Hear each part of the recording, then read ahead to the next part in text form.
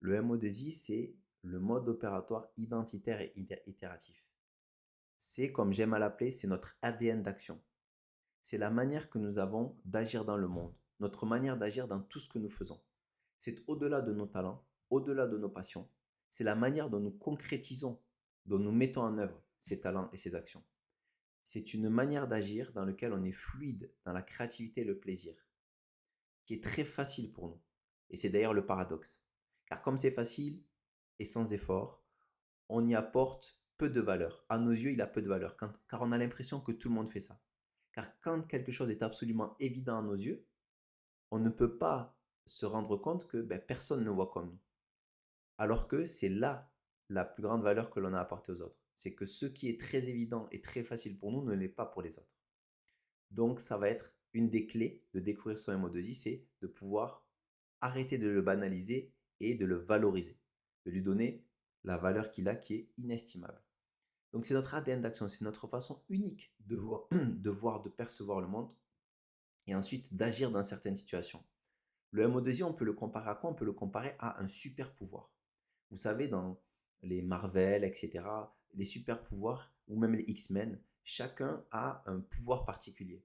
Et quand il est dans les bonnes conditions, il va produire, effectuer des choses qui sont absolument extraordinaires. Bien, le MO2I, c'est pareil.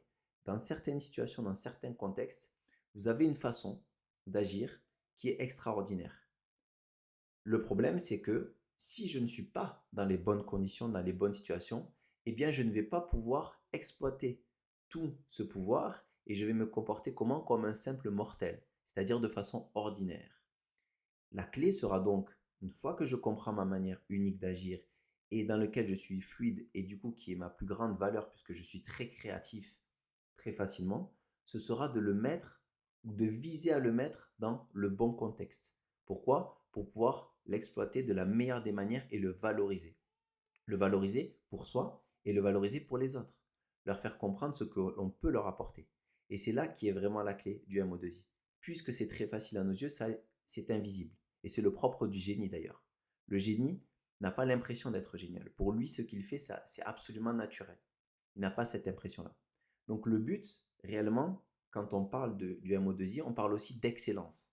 Et l'excellence, donc, c'est le fruit du moindre effort, alors que la performance, c'est le fruit du plus gros effort. Le but de découvrir son MO2I, c'est de se mettre dans le bon contexte pour pouvoir euh, mettre cette excellence et déployer cette excellence. Puisque quand on va être dans l'excellence dans notre profession, dans notre activité quotidienne, on va faire quoi? On va répéter cette excellence. Et en répétant cette excellence de façon quotidienne, eh bien, on va passer à quoi? À la virtuosité. Et c'est là qu'est le but de découvrir cette excellence. C'est d'arrêter de la laisser de manière latente dans notre inconscient et de la gaspiller, j'ai envie de dire, mais bien au contraire, de la mettre en lumière à nos yeux tout d'abord, pour se l'approprier et ensuite la proposer aux autres et la valoriser, lui donner toute sa valeur.